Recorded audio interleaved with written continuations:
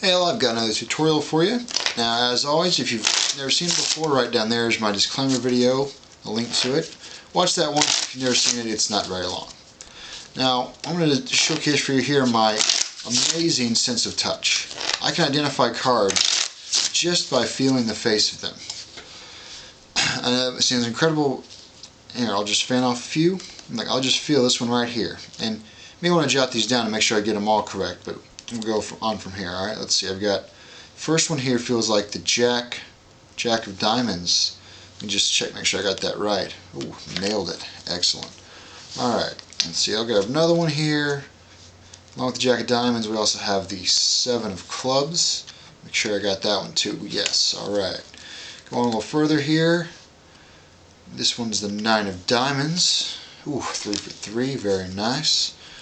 Alright, let's see. The next one here. This is the Two of Diamonds.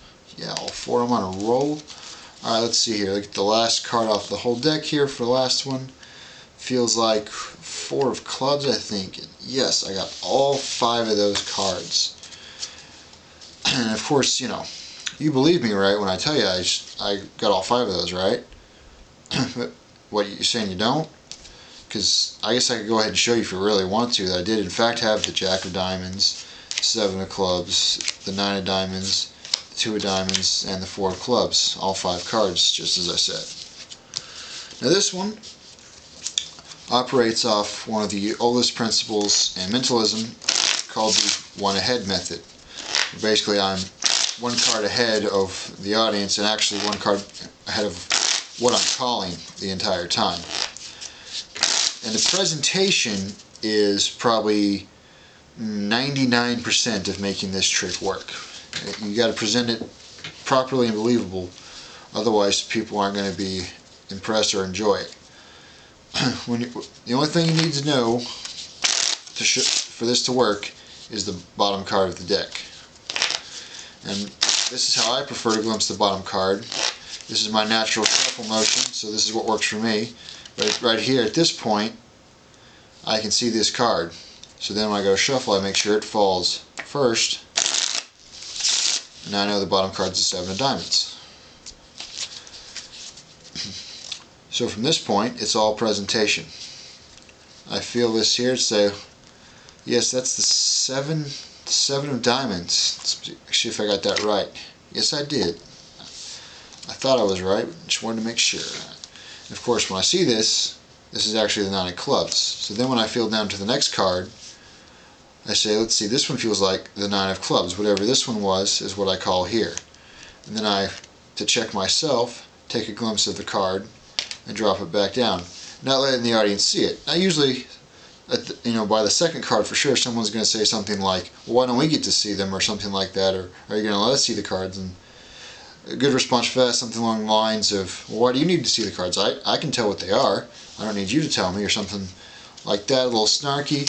And basically, you're trying to present this as a joke as much as anything else. That, like, yes, I got the card, and I was right, okay. You're just kind of, like you're messing around, you're not really doing a trick. But then at the end, when you reveal all the cards and that you did in fact get them all correct, it's all that much more amazing to people. So that's why presentation is so important for this. You need to convince people that you're not really doing a trick, when in fact you are.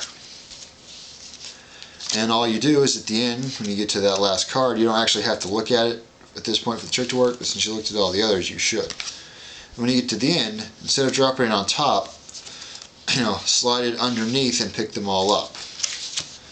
And the reason to do that is because the cards will be in the exact order you called them, except the ones you called first should be on the bottom, which is actually going to be the last card you put down. So if you just drop it on top, they're going to be out of order from what you called. And if anyone's got them all memorized, or the way I like to do this a lot of times, if I have several people around, I have 4 or 5 people, however many people I've got, that's how many cards I'll do. And I'll ask each of them to remember one in order. So each person will have to remember 1 card. And then you can definitely have them recite back to you all the cards you named in order, and you can show that you did in fact get all of them correct. I like to call that one Trust Me, but you can use that basic one-ahead principle for any number of tricks, things you come up with on your own. So play around with that, have a little fun, and impress your friends.